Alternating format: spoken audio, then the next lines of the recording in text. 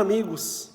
21 de junho de 1970, o Brasil goleava a Itália no Estádio Azteca, na capital do México, por 4-1 e se tornava tricampeão mundial de futebol. Uma conquista realmente fantástica que fez o país inteiro explodir em alegria. Essa história nós vamos contar agora. Foi a primeira Copa transmitida ao vivo para todo o país. Cerca de 54 milhões de brasileiros puderam acompanhar as transmissões via satélite, cujas imagens chegavam em preto e branco.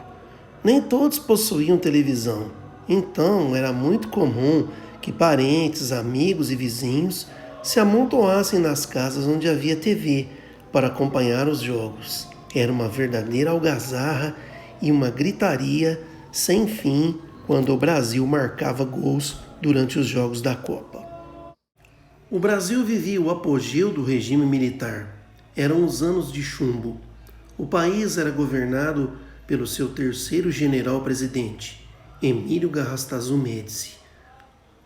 O governo Médici ficou conhecido pelo milagre econômico brasileiro e também pela eliminação violenta dos opositores do regime. Nos porões da ditadura havia prisões, torturas e muito medo.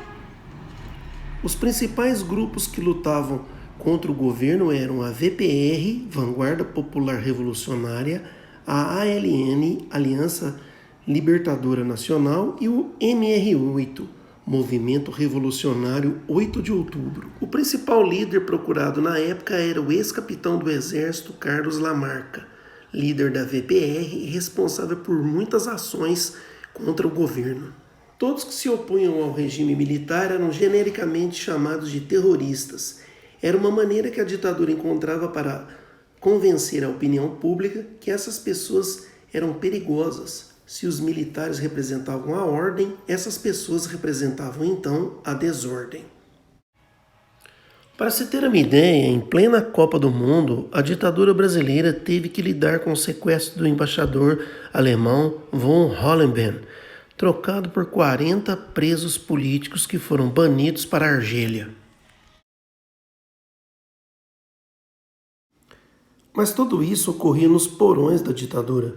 O que se via, o que se queria passar como propaganda, era o Brasil grande, o milagre econômico que fazia o país crescer mais de 10% ao ano. Na verdade, ele era movido pelos bons ventos da economia mundial e pelos vultuosos empréstimos que o país conseguia junto ao FMI para tocar suas obras faraônicas. Era o apogeu da classe média consumidora que podia comprar o seu carro e viajar. O clima de ufanismo podia ser resumido nas famosas frases: Brasil, ame-o ou deixe-o.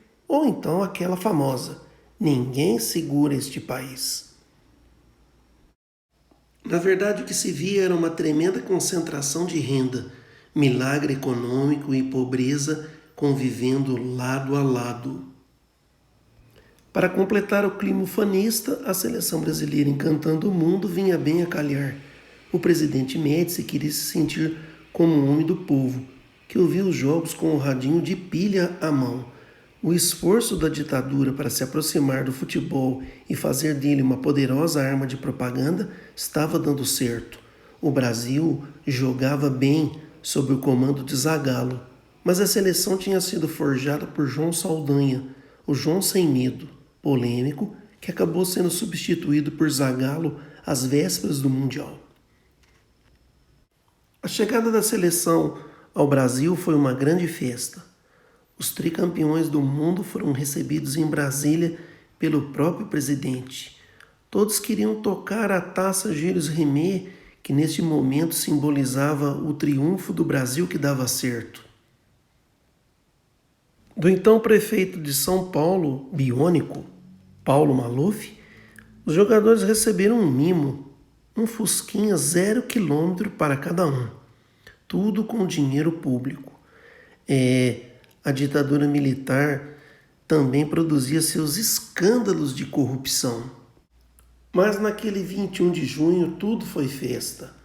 Até aquele militante preso e moído de pancadas, torturado barbaramente pelo estado, sorriu quando o carcereiro abriu a portinhola de sua cela e sussurrou: Ei, o Brasil goleou a Itália.